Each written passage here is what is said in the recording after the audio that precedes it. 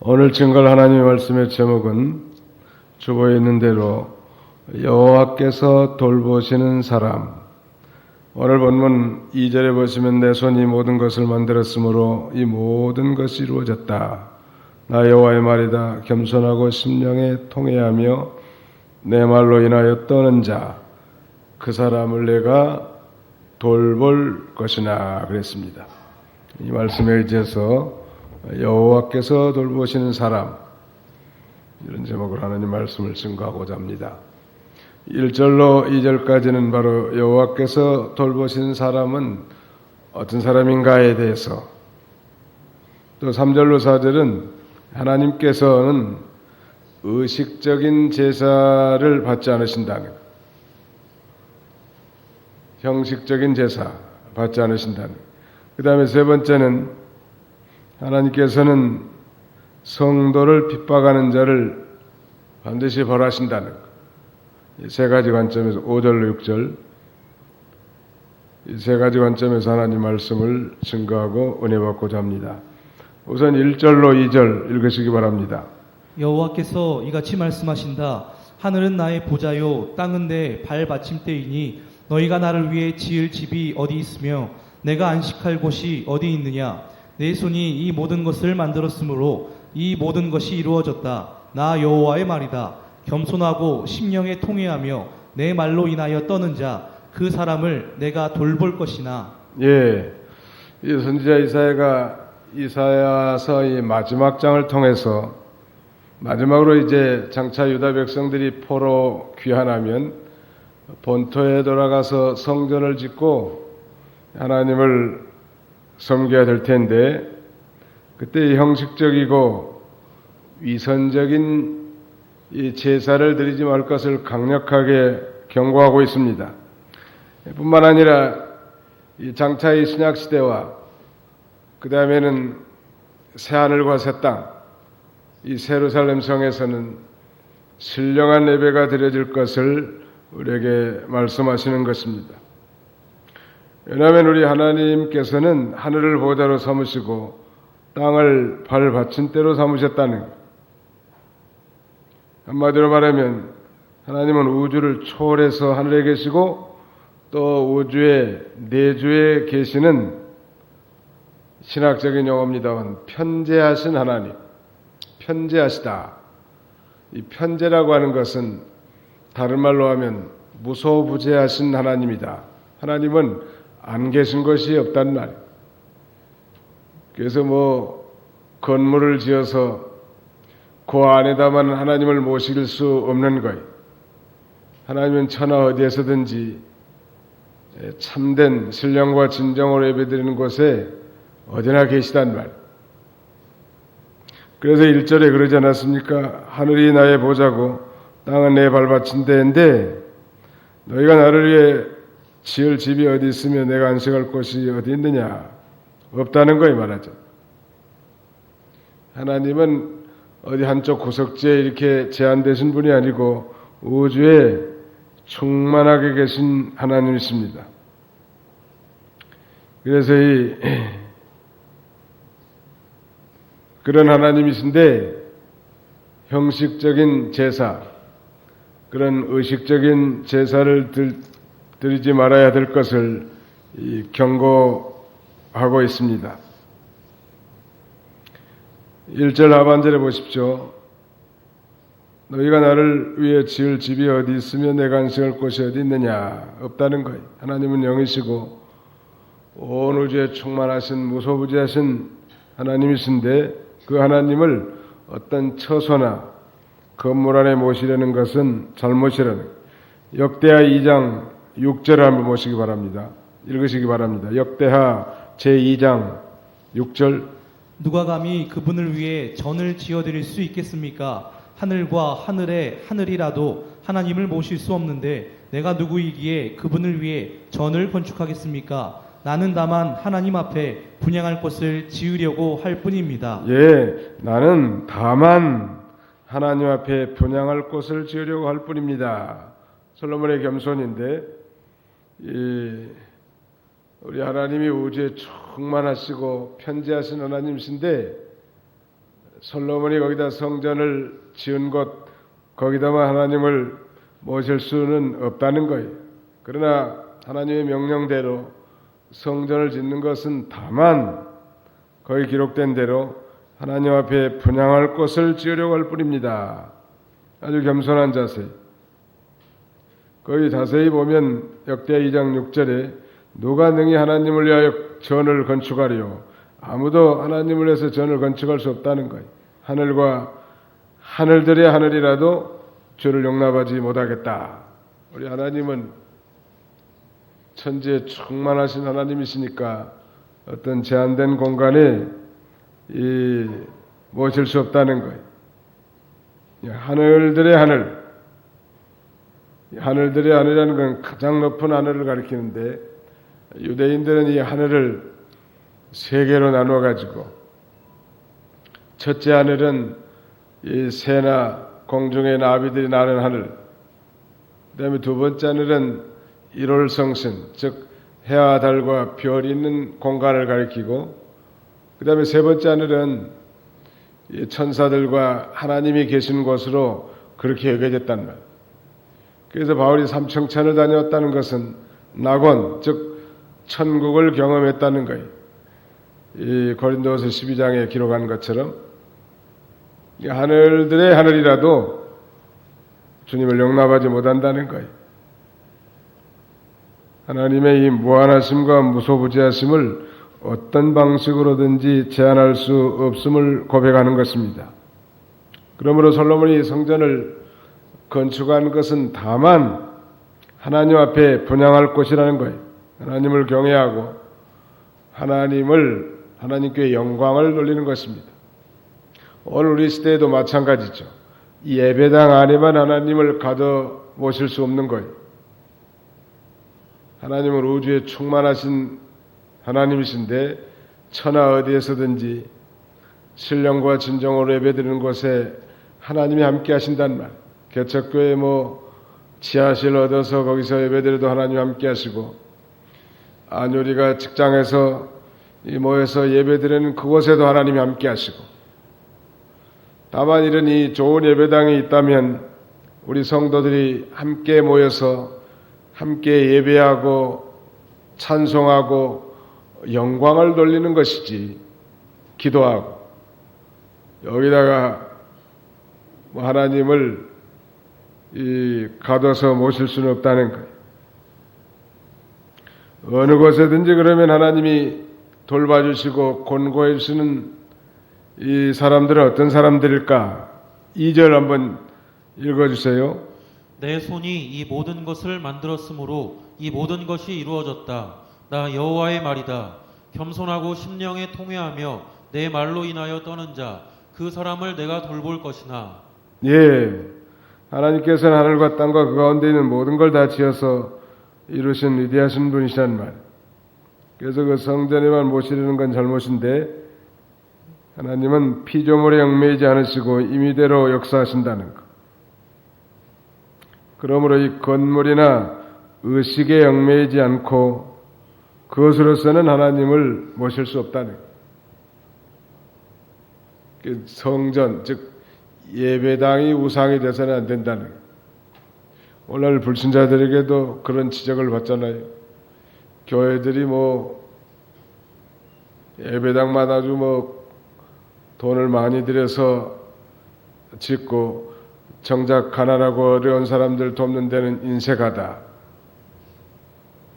물론 그것이 세상 사람들이 판단하는 것이 반드시 옳은 건 아니에요. 그러나 우리 교회와 우리 교인들이 생각할 때는 이 곰곰이 생각해 볼 문제.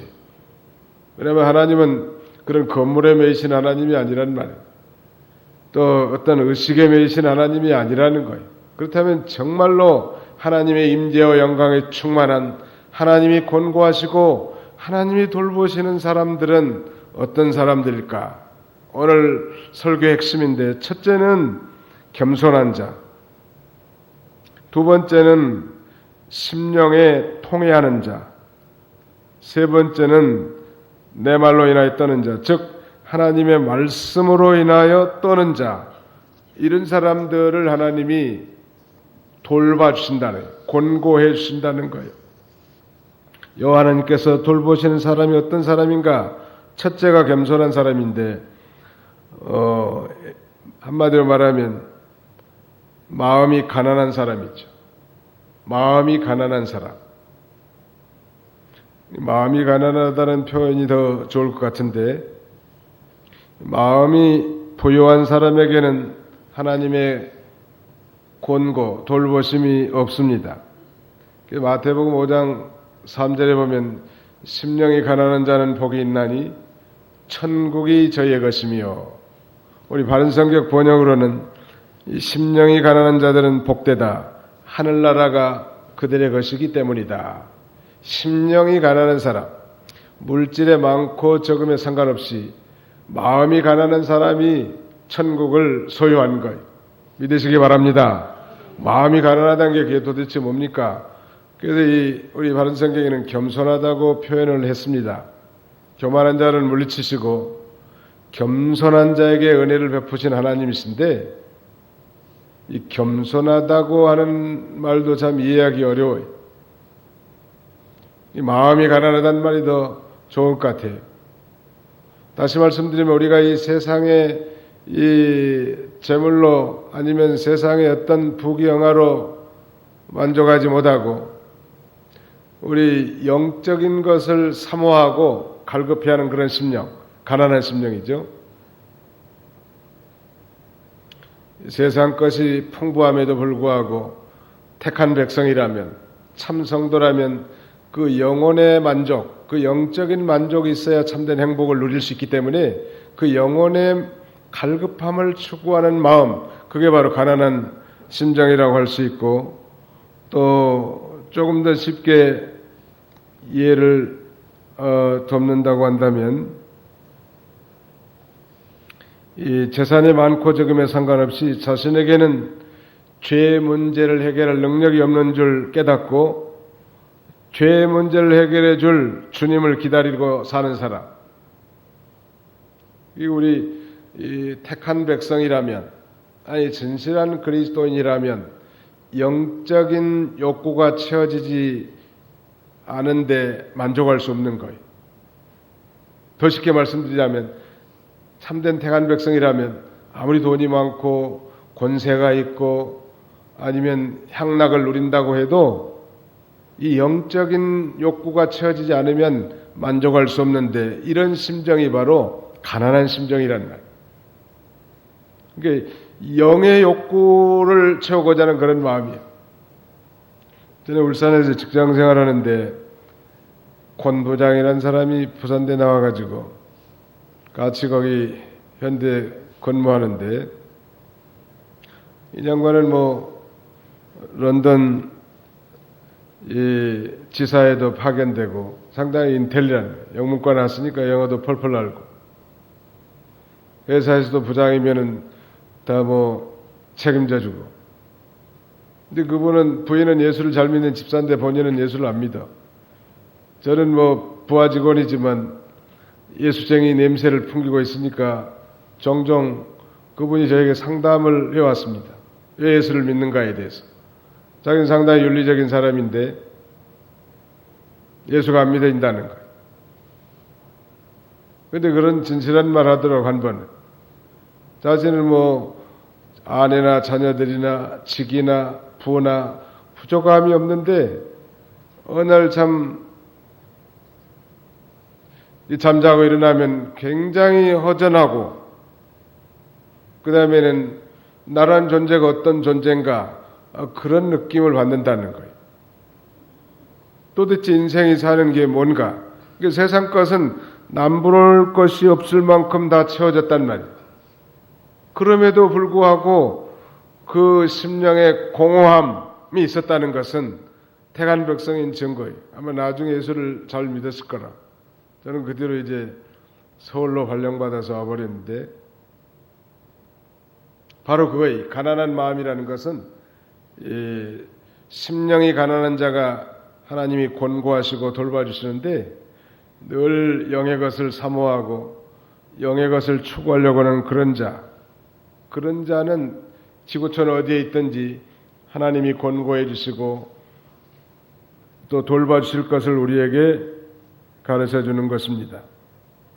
그러면 우리는 마음을 낮추어서 언제나 빈 마음을 소유해야 하나님의 도우심을 받을 수 있다는 것.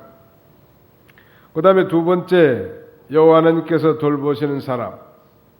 여호와 하나님께서 권고하신 사람은 어떤 사람인가? 심령에 통회하는 사람이라는 것.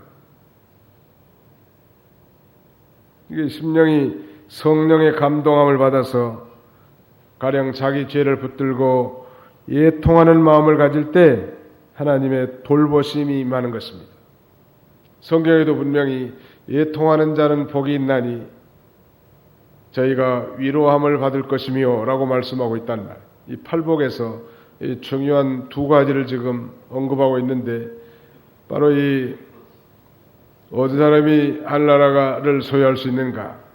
심장이 가난한 사람, 늘 주님을 사모하고 신령한 것을 이 사모하는 사람 뿐만 아니라 자기 되지 못한 걸 붙들고 애통해하는 사람, 좀 더 그리스도인다워야 되겠는데 좀 더 거룩하고 의롭고 진실한 사람으로 살고자 하는 마음이 있는데 그렇게 살지 못하는 걸 애통해하면서 그리스도께로 가까이 가고 십자가로 가까이 나갈 때 하나님의 말할 수 없는 위로가 우리 심령 속에 넘치게 되는 것입니다. 이런 사람을 하나님은 돌보시고 권고하시단 말. 애통하는 사람, 뭘 애통해야 할까? 애통하는 자가 복이 있다는 건 역설적인 표현인데 자기 죄를 붙들고 애통하는 것. 그 다음에는 자기 되지 못한 걸 붙들고 애통하는 것. 그 다음에는 뭘 하나 끊어버려야 되겠는데 술 먹는 버릇, 담배 먹는 거 이거 잘 안 된단 말. 하나님 앞에 애통하는 심정으로 가까이 가서 이 부러지면 하나님이 그걸 해결해 주는 거예요. 또 하나님 말씀을 순종해야 되겠는데 순종하지 못한 것 때문에 애통하고 또 하나님의 뜻대로 살아야 되겠는데 그렇게 살지 못한 것 애통하는 사람. 그래서 주님 앞에 나아가면 주께서 큰 위로로 함께 해주시고 권고해 줄 것을 우리에게 가르쳐 주는 것입니다. 그러지 아니하고 뭐 예배당이나 짓고 그 다음에는 의식적인 예배에 참여한다고 해서 하나님이 주시는 충만한 그런 임재와 영광 속으로 우리가 들어갈 수 없단 말. 정말 하나님이 주신 그 은혜의 보좌 앞으로 내가 나갈 수 있는 건 이 심령이 가난하고 즉 겸손하고 또 심령이 통회하는 자가 그런 놀라운 은혜를 체험할 수 있는 것입니다. 그 다음에 세 번째는 내 말로 인하여 떠는 자, 즉 하나님의 말씀으로 인하여 떠는 사람. 이런 사람을 하나님께서는 돌봐주시는 거예요. 하나님 말씀을 인해서 벌벌 떠는 사람. 주일 한 번 어긴 걸 정말 하나님 앞에 큰 죄로 여기고 이 주일을 지키려고 하는 사람. 아니 뭐 주일 어기는 걸 식은 밥 먹듯이 식은 죽 먹듯이 이렇게 쉽게 생각하는 사람. 이런 사람을 하나님이 권고해 주잖아요. 누가 뭐 보든지 안 보든지 하나님 앞에서 내가 하나님의 말씀이면 벌벌 떠는 거예요. 그 자녀들도 부모를 존경한다면 부모 말씀을 귀중하게 여기지 않겠습니까? 그 못된 자녀들 보면 부모 말을 굉장히 경하게 여겨요. 아무렇게나 여기고 지 맘대로 하는 거예요, 행동을. 근데 그런 사람들 앞길에 그 축복을 줄 수가 없다고. 사람이나 하나님이나. 우리 하나님께서 어떤 사람을 축복하실까? 하나님의 말씀을 인하여 벌벌 떠는 사람. 얼마나 하나님이 기뻐하시겠는가. 우리 하나님을 섬기는데 잘 섬긴다 못 섬긴다 기준이 뭐겠냔 말.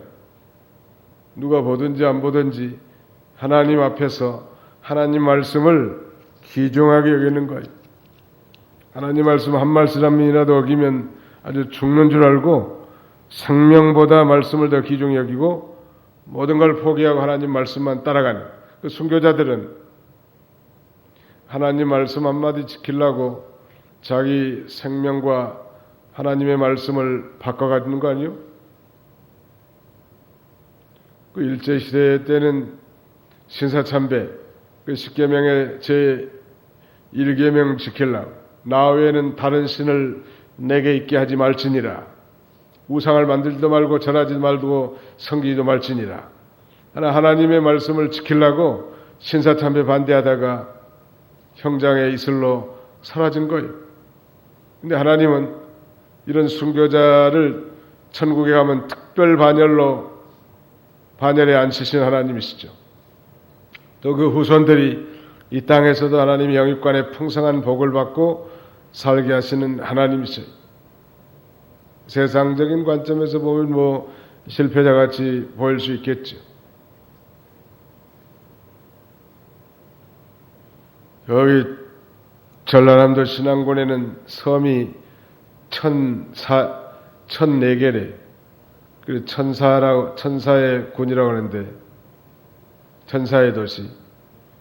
근데 그 중에 하나가 정도라는 섬이 있는데 정도에 그 문중경이라는 이 여자 전도 부인이 하나 계셨습니다. 전도사 성결교파인데 그 이성봉 성결교 부흥사를 통해서 은혜도 많이 받고 거듭남을 체험하고 섬마다 댕기면서 교회를 세워가지고 교회를 뭐 많이 세웠대요.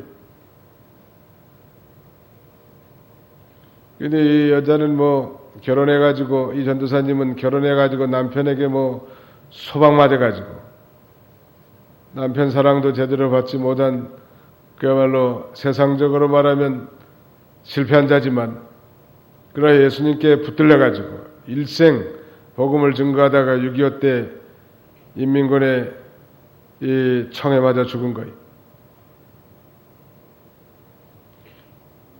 그 정도에 시간 나면 한 번씩 다 가보시라. 거기 가면 문정경 전도사 기념관도 만들어 놓고 아주 초급화적으로. 그 다음에 그가 여러 교회를 세웠는데 그 한날에 가면 그 순교자의 반열에 들어가 있을 거라. 문정경 여전도사. 뭐 그가 부각된 것은 불과 뭐 10년도 채 안 돼요. 오랫동안 묻혀 있었는데 그의 순교의 피가 한국 교회를 적셔가지고 많은 영적 거룩한 영향력을 끼친 거예요.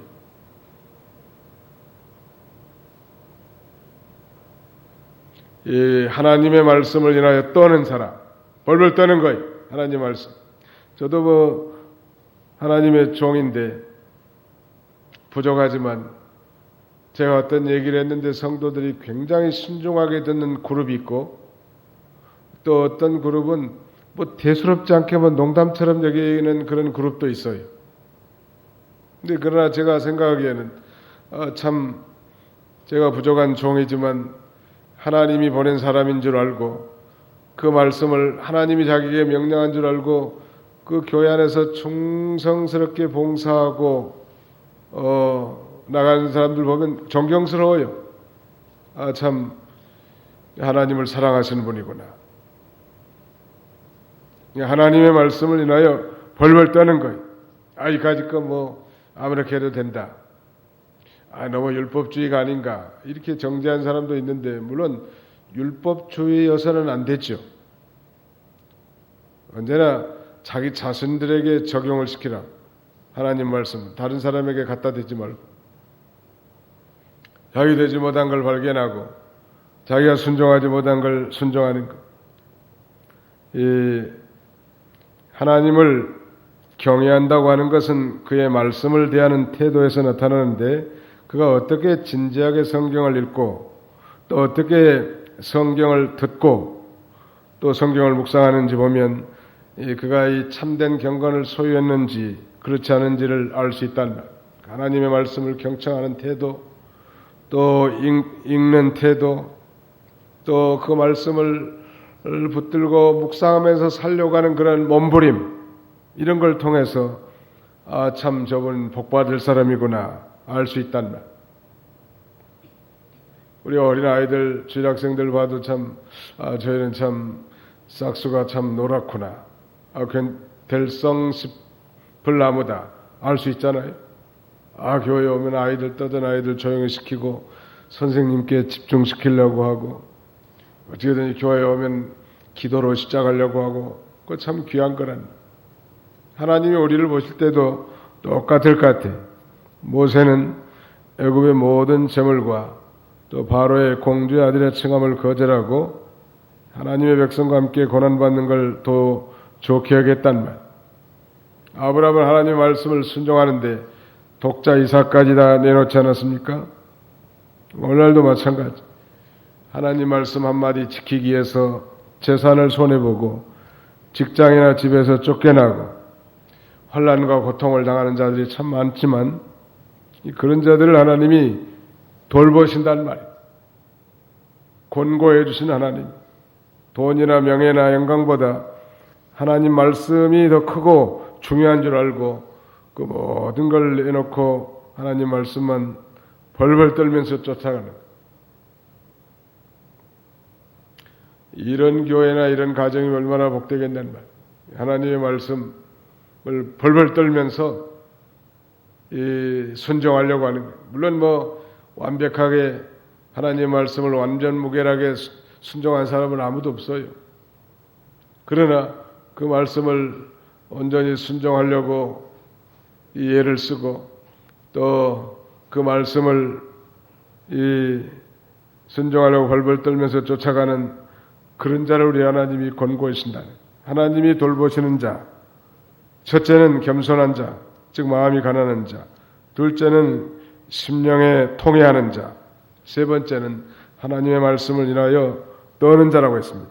3절, 4절 읽으시기 바랍니다. 소를 잡아들이는 것은 사람을 죽이는 것 같고 양으로 제사하는 것은 개의 목을 꺾는 것 같으며 곡식 제물을 바치는 것은 돼지 피를 바치는 것 같고 기념향을 피우는 것은 우상을 찬양함과 같다.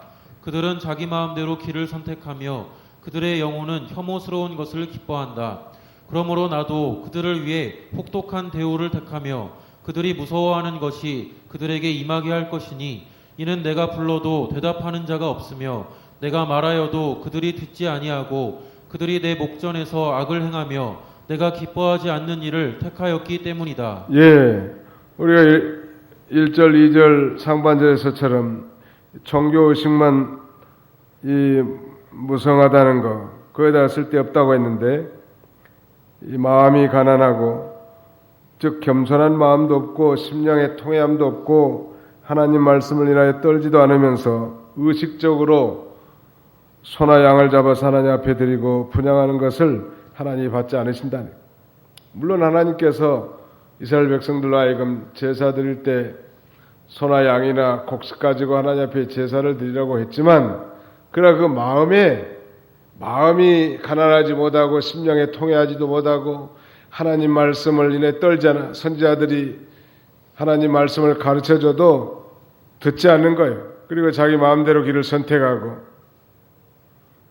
거기 그러지 않았습니까? 4절 하반절에 이는 내가 불러도 대답하는 자가 없으면 내가 말하여도 그들이 듣지 아니하고 그들이 내 목전에서 악을 행하며 내가 기뻐하는 일을 택하였기 때문이다. 선지자의 말을 듣는 건 곧 하나님의 말씀을 듣는 건데 말해도 듣지도 않고 불러도 대답도 안 하고 그러면서 양도 잡고 소를 잡고 무슨 분양을 하고 하나님 앞에 그런 그 형식적이고 의식적인 제사는 가증하다는 거예요.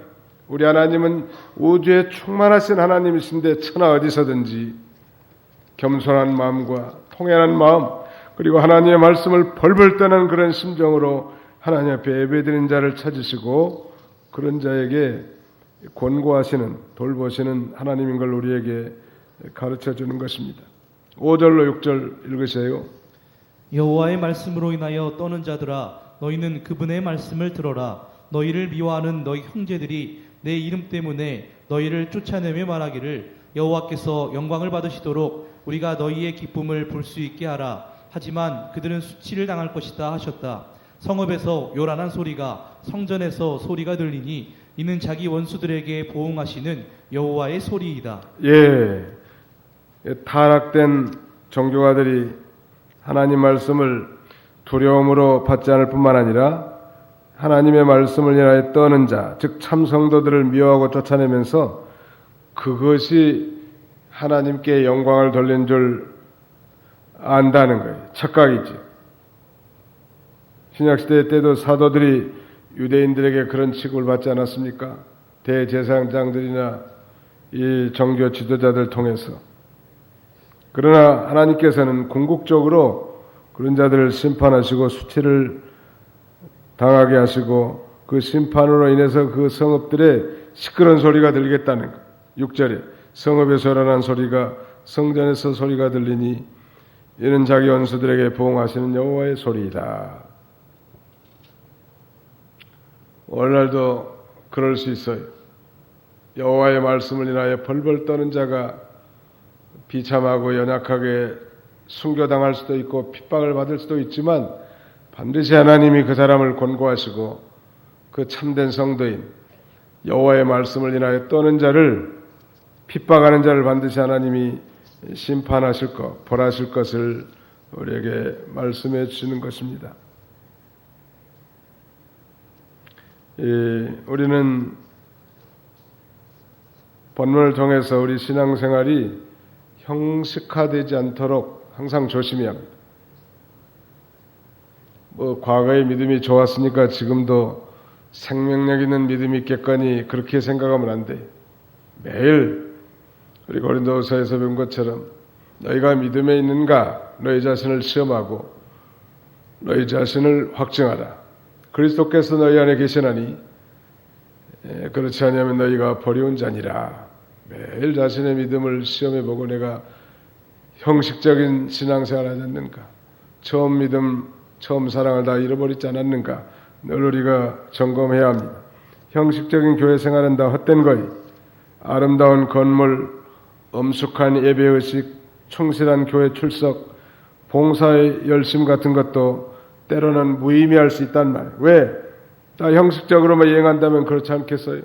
정말 심령의 십자가의 보혈의 은혜가 넘쳐 흐르고 그 사제 은총으로 말미암아 하나님의 구원의 은혜의 감격이 내 속에서 들끓어서 기쁘고 즐거운 마음으로 예배에 출석하고 힘써 봉사하고 그래야 할 텐데 형식화가 되어버렸다면, 즉 성도가 이 내면적 경건을 상실할 때 다시 말씀드린 그 마음속에 하나님의 말씀을 두려움이 없을 때 사람이 자기 길을 택해서 또 악을 행할 때 그렇게 된단 말이에요. 여러 형식적인 거 타파하고 날마다 회개하고 가난한 심정, 통회하는 마음, 여호와 하나님의 말씀을 벌벌 떠는 심정으로 나가는 이 경배라는 말이 경이라는 거 존경한다는 경자 아닙니까? 외자는 그 두려워한다는 그런 의미가 있는데 언어적 의미는 하나님을 높이고 엎드린다는 뜻이요. 하나님 앞에. 그 하나님을 의식하면서 그 하나님이 내게 베풀어 주신 그 놀라운 은혜와 사랑을 기억하고 그 하나님 앞에 그 시간에 마음과 성품과 뜻과 힘을 다 기울여서 예배할 때 하나님께서 성령으로 충만한 임재의 영광에 참여하게 하고 하나님이 그런 자를 돌보시고 권고하신단 말. 그렇지 않고 부지런히 예배도 출석하고 봉사도 성실하게 하고 좋은 예배당에서 좋은 시설에서 그런 예배를 드린다 할지라도 형식화된다면, 종교화된다면 동일하게 하나님 우리를 책망하실 거라. 또 자신도 그런 충만한 은혜 가운데 거하지 못하다는 말. 세상을 이길 힘이 없어요. 자기도 이기지 못하고.